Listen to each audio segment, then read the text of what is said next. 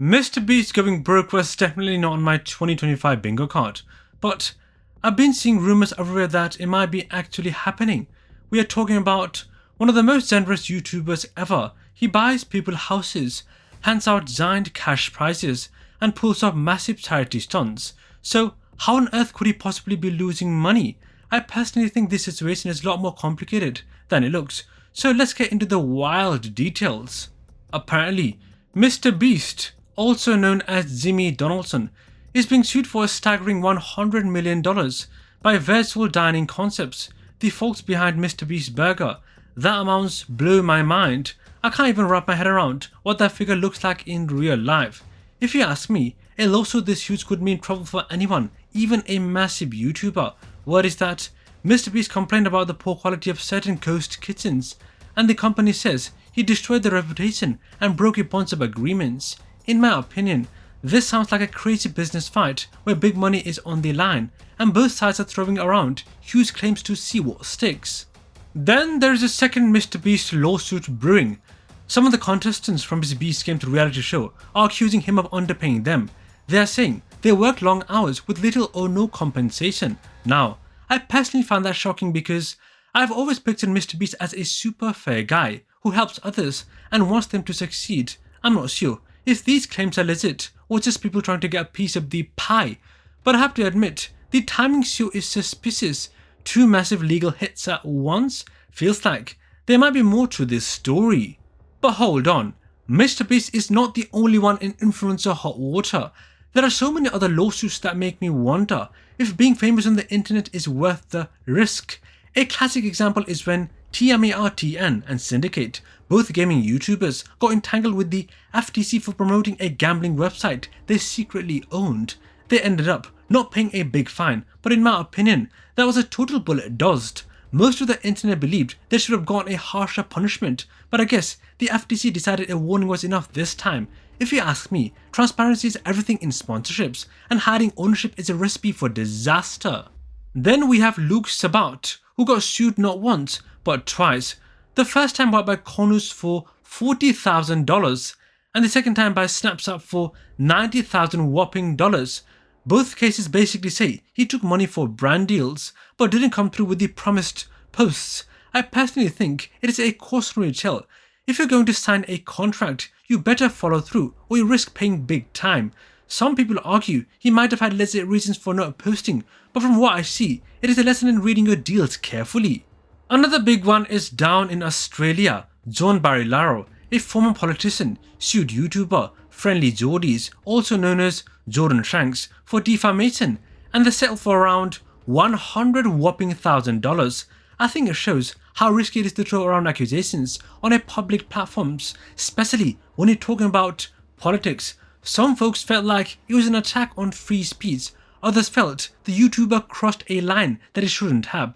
My personal take is that if you're going to talk about public figures, you need receipts to back up your claims, or you'll be handing over a big chunk of your money in a court.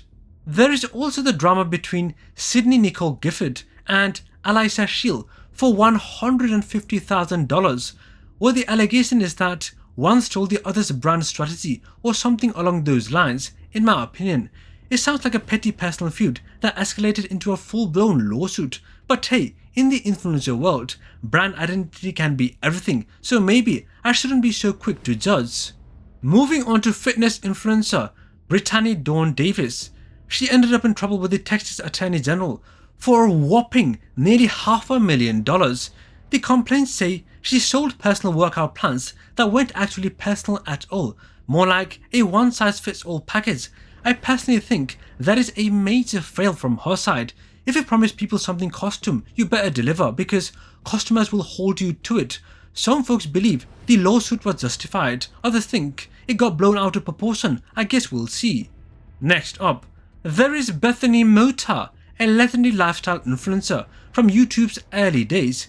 She was sued by Studio 71 for nearly $1 million whopping after a brand deal went downhill. I remember when Bethany was the sweetest face on YouTube, so I personally found it surprising she ended up in such a big legal mess. But hey, business is business, and not even the nicest influencer is immune.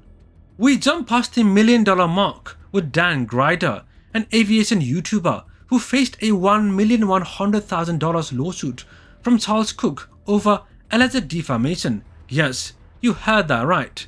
Aviation drama exists and can cost a whopping 7 figures.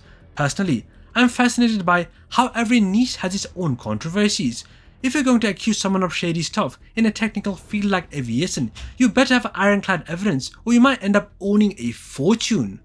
The sums only get bigger from here. Liz Friesen faced a $3 million lawsuit from the Nebraska Attorney General over an alleged passive income scheme. I personally think that once you have a state attorney general involved, you're probably not going to get off easy. Also, Cardi B famously won $4 million from Latasha Keeb, a blogger who spread serious rumors about her. My personal view is that it's a huge warning to gossip channels. If you're dishing out scandalous claims without proof, you might have to pay up in a big way. Then there are two big, huge and humongous cases we still don't have final numbers on. One is Cassie D. Pickle, the self-proclaimed first woman to visit every single country in the entire world. A consumer advocacy group says some of her claims aren't exactly accurate. I find it intriguing because if they prove she misled the public, she could face a hefty fine or a settlement. The other is Eben Silad's Fox, who is accused by Nike of selling knockoff or unauthorized products. Knowing Nike, I personally believe they will fight tooth and nail to protect their brand, and if Eben is guilty, that might spell big legal bills for him. Now, to the real showstoppers, the whopping $100 million lawsuits. First up, Jake Paul is being sued by Eddie Hearn's Matchroom Boxing for defamation. Jake Paul accused him of rigging fights, and I think that was a massive claim without rock-solid proof. The lawsuit is so huge that it feels more like a statement or warning than just a simple defamation claim. I believe Jake might have bitten off more than he can chew here, but we'll see if they settle or if it goes the distance in the court. Finally, we circle back to MrBeast and the possible question on everyone's mind. Is he really broke? He's got that monster $100 million lawsuit from Virtual Dining Concepts, plus the separate dispute from the reality show Contestants. I've seen people say on social media that MrBeast must be drowning in legal fees. Others think it's just big talk from companies trying to cash in on his fame. Personally, I suspect he's still got more than enough to keep making crazy YouTube videos, but it could definitely shake up his finances. I've also had conspiracy theories that claim MrBeast set all this up himself to generate even more hype for himself, like a publicity stunt. I find that one a bit too wild, but who really knows? But what do the fans have to say? Well, from what I see, half of them think MrBeast can do no wrong and that he'll rebound like nothing really happened. The other half worry that once lawsuits of this size hit you, it's only a matter of time before things start crumbling. I personally think it's somewhere in the middle. These lawsuits might cause headaches, but I doubt they'll destroy his empire overnight. Still, the possibility is there and the tension keeps everyone on edge. If there is anything I've learned from these wild influencer lawsuits, it's that being famous online comes with serious risks. One minute, you're on top of the world with millions of followers, and the next, you're facing a lawsuit that could take away everything. I personally believe it's a cautionary tale for anyone thinking about going big on social media. You never know when a slip-up, a shady deal, or even a simple misunderstanding might cost you millions of dollars. So, is MrBeast truly on the verge of bankruptcy? Maybe not, but there is no denying these lawsuits are massive enough to cause real damage if they don't resolve soon. Whether you believe these suits have merit or think they are just a cash grab, we'll likely see some explosive courtroom drama soon.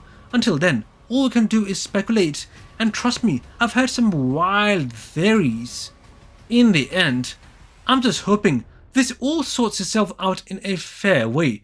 There is a reason MrBeast has so many fans. He does a lot of good, but huge corporations and lawsuits have a way of turning everything upside down. I guess we'll have to wait and see. For now, stay curious, because with stories like these, the next twist could be just around the corner. Peace out.